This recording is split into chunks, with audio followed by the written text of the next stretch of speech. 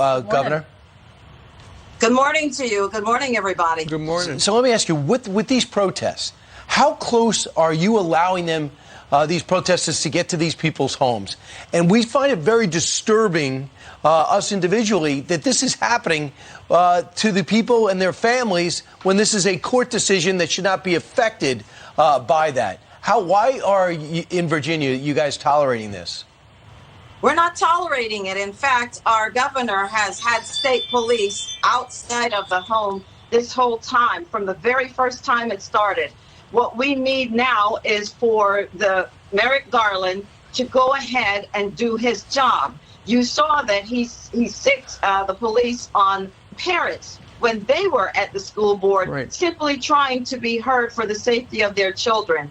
And he won't do his job. And then we have the Commonwealth's attorney here in Virginia, also a Democrat, won't do his job. We have a section of our code, 18.2, that says this is a class 3 misdemeanor if you are protesting in a private property, on private property, outside private property.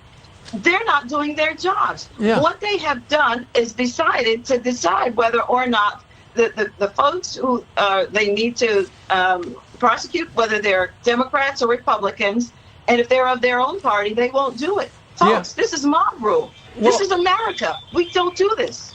Lieutenant Governor, there's a law on the books, a federal law that says what they're doing is against the law. And to your point, this would be something that the Department of Justice would charge somebody with. And they're not doing that. I mean, the local cops, I know the governor called the local cops in Fairfax County because 3 justices live there, and they were over at Amy Coney Barrett's cul-de-sac yesterday, the protesters were.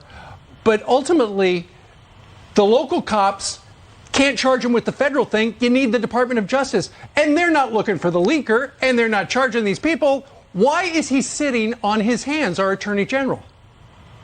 I don't know. You should. Why do you think? Why do you think? Is it all political?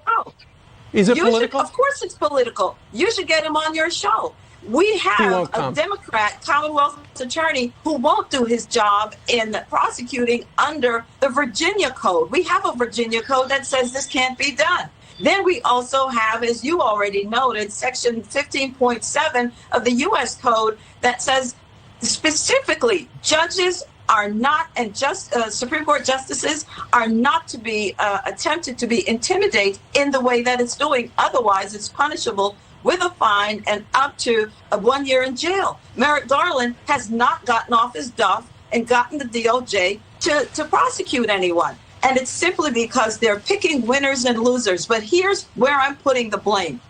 President Biden, you need to tell your Attorney General to go and do his job and protect the citizens of the United States of America.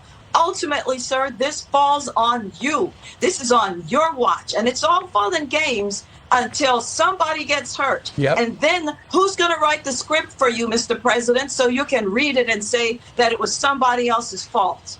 That's what we'd like to know. Yeah, he's great at that. So Ian Pryor has a great op-ed that is on foxnews.com, and he compares